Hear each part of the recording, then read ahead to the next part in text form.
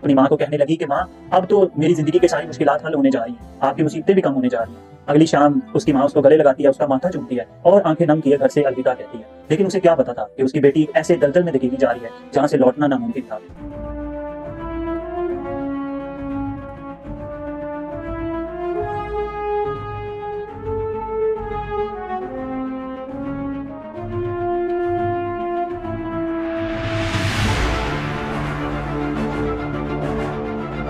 उत्तर प्रदेश 4 जून 2017 की वो काली रात। सूरज डूब चुका हुआ था, लेकिन अंधेरा सिर्फ आसमान पर नहीं, एक लड़की की जिंदगी में भी आने जा रहा था। राधिका एक दलित फैमिली से ताल्लुक रखती थी। वो अपने माँ बाप के साथ एक छोटे से घर में रहती थी। बाप उसका किसान था और माँ इसी तरह दूसरे घरों में कामकाज किया करती थी। लेकिन घर का जो सर्किट है वो बहुत मुश्किल से चल रहा था। इसी मजबूरी की वजह से उसको नौकरी तलाश करना पड़ती है। वो दर बदर नौकरी के लिए धक्के खाती। लेकिन एक दिन उसकी दूर की रिश्तेदार शशि सिंह ने उसे यकीन दिलाया कि बेटी तुम मेरे साथ चलो, मैं तुम्हें नौकरी दिलवाती, मैं तुम्हें हर्षद सिंह के पास लेकर जाती हूँ, वो तुम्हारी नौकरी पक्की कर देगा। ये सुनने के बाद जो राधिका थी उसके मन में एक उम्मीद की किरण उठी। वो अपनी माँ को कहने लगी कि माँ, अब तो मेरी जिंदगी की सारी मुश्किलात हल होने जा रही हैं, आपकी मुसीबतें भी कम होने जा रही हैं। अगली शाम उसकी माँ उसको गले लगाती है, उसका माथा चूमती है और आंखें नम किए घर से अलविदा कहती है। लेकिन उसे क्या पता था कि उसकी बेटी ऐसे दलदल में धकेली जा रही है जहाँ से लौटना नामुमकिन था। राधिका हर्षद सिंह की हवेली में कदम रखती है, लेकिन वो कहते हैं ना कि मौत से पहले की जो खबर होती है वो उसके दिल में रुकती है। वो सोचती है कि शायद कुछ बुरा होने वाला है। वो सुनसान हवेली के अंदर जब दाखिल होती है तो अंदर जाकर देखती है हर्षद सिंह अपने भाई उत्तल सिंह और कुछ गुंडों के साथ बैठा हुआ था। शशि सिंह जो है वो कुछ ही देर बाद वहां से चली जाती है और इसके बाद वो गुंडे जो है वो खिड़कियां दरवाजे बंद करना शुरू कर देते हैं।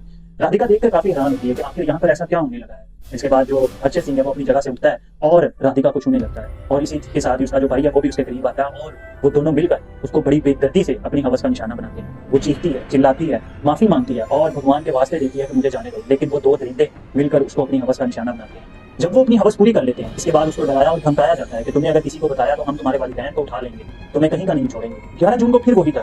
शशि सिंह के जो दो बेटे हैं जिनमें शुभम और तिवारी था, ये दोनों मिलकर भी उसको अपनी हवस का निशाना बनाते हैं। उसको 60,000 में फरोख्त कर दिया जाता है, मानो वो कोई चीज हो। इसके बाद तो उसकी जिंदगी इतनी अजीरन होगी, अब वो राधिका नहीं रही थी, एक जिस्म बन गई। हर रोज हर दिन उसको हवस का निशाना बनाया जाता था। लेकिन राधिका ने हार नहीं मानी। राधिका अपने इंसाफ के लिए खड़ी हुई। वो पुलिस स्टेशन जाती है, जाकर हर्षद सिंह के खिलाफ जब रिपोर्ट करवाने लगती है तो यूपी पुलिस जो है हर्षद सिंह की पावर के सामने घुटने टेक लेती है। वो FIR काटने से इनकार कर देते हैं। लेकिन राधिका खामोश नहीं बैठती। राधिका जो है वो अदालत के दरवाजे खटखटाती है। IPC की धारा 156(3) के तहत अदालत पुलिस को हुक्म देती है कि FIR दर्ज की जाए। FIR तो दर्ज कर ली जाती है, लेकिन हर्षद सिंह की गिरफ्तारी ये नामुमकिन थी। हर्षद सिंह बड़े खुले आम और बड़ी ऐशो आराम से घूम रहा था और मुसलसल उसके जो गुंडे थे वो उसके वालिदैन को धमकियां और उसको डरा धमका रहे थे कि तुमने अगर अब कुछ किया तो हम तुम्हें मार दें। उसका जो किसान बाप होता है वो पुलिस के एक चक्कर काट रहा होता है कि मेरी बेटी को इंसाफ चाहिए, मेरी बेटी को इंसाफ चाहिए, लेकिन उसको इंसाफ नहीं मिलता। 3 अप्रैल 2018 को उत्तल सिंह के गुंडे और उत्तल सिंह मिलकर उसके बाप को खूब पीटते हैं और हैरानी की बात ये कि पुलिस उन गुंडों को पकड़ने के बजाय उसके बाप को ही अरेस्ट कर लेती है एक झूठे हथियार के इल्जाम। 9 अप्रैल को इत्तला आती है कि उसका जो बाप है वो जेल के अंदर ही दम तोड़ गया है। मेडिकल रिपोर्ट के अंदर साफ जाहिर था कि उसके बाप के साथ तशद्दुद हुआ है। उसकी बीवी चीख कर कहनी थी कि मेरे शौहर का मर्डर हुआ है, मेरी बेटी की क्या गलती थी, मेरी बेटी को इंसाफ क्यों नहीं दिया गया। उसकी सिर्फ ये गलती थी कि उसे एक नौकरी चाहिए थी, बस।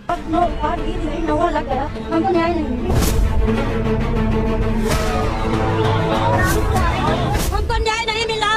जब राधिका को अदालत से इंसाफ की उम्मीद नहीं होती तो राधिका CM जो योगी आदित्यनाथ होते हैं उसके घर के आगे जाकर चीखती है, खुद के ऊपर पेट्रोल डालती है और कहती है कि मुझे अगर इंसाफ ना मिला तो मैं खुद को आग लगा दूंगी। इस वक्त उसकी आंखों में खौफ नहीं आग दिखाई दे रही थी। ये बात मीडिया पर चलती है और तमाम लोग उसके इंसाफ के लिए खड़े हो जाते हैं। तमाम लोग अपील करते हैं कि राधिका को इंसाफ दिया जाए। एक रोज राधिका अपने वकील और मौसियों दो के साथ अदालत की तरफ जा रही होती है कि एक ट्रक जो है उनको कुचल डालता है। उसके अंदर उसकी दो मौसियों जो है वो तो मौके पर ही दम तोड़ देती हैं और वकील और राधिका अब मौत की जंग लड़ रहे थे। अब जब इतना सब कुछ हो गया तो अदालत जो है अब CBI के हवाले ये केस कर देती है। CBI को हुक्म दिया जाता है कि केस की नए सिरे से जांच पड़ताल की जाए और फिर ऐसे ऐसे सारे शवाहिद इकट्ठे करने के बाद जो हर्षद सिंह होता है उसके ऊपर रेप, अटेम्प्ट टू मर्डर, इसके अलावा गैंग रेप और उसके बाप को जेल के अंदर मारने के इल्जाम में अरेस्ट कर ले। अब इस केस में जितने भी मुलजिम होते हैं 1 बाय 1 सबको अरेस्ट कर लिया जाता है, सबको दिल्ली की अदालत में पेश किया जाता है और इसी के साथ राधिका को 25 लाख मुआवजे के साथ उसको CRPF की प्रोटेक्शन दिया जाता है। मगर क्या इससे उसकी टूटी रूह जुड़ सकती है? उसके दिल पे जो जख्म आए हैं क्या वो भर सकते हैं? 16 दिसंबर 2019 को हर्षद सिंह को सजा सुना दी जाए। मार्च 2020 में राधिका के वालिद को कत्ल के इल्जाम में उत्तल सिंह और उसके साथियों को मानी जाती है। लेकिन उसके बाद भी हर्षद सिंह, उत्तल सिंह ये सारों का जेल के अंदर आना जाना इन द सेंस के आए दिन इनको किसी न किसी वजह से जमानत मिल जाती है। कभी बीमारी का बहाना, कभी कोई फौत हो गया। इन शॉर्ट ये कि इन लोगों को अभी भी मौत की सजा हुई नहीं। लेकिन क्या इसी के साथ इंसाफ मिला? आपकी इस बारे में क्या राय है? कमेंट सेक्शन में अपनी राय का इजहार जरूर कीजिएगा और मेन मुजरिम कौन है इस सारे वाकये का ये भी लाजमी बताइएगा।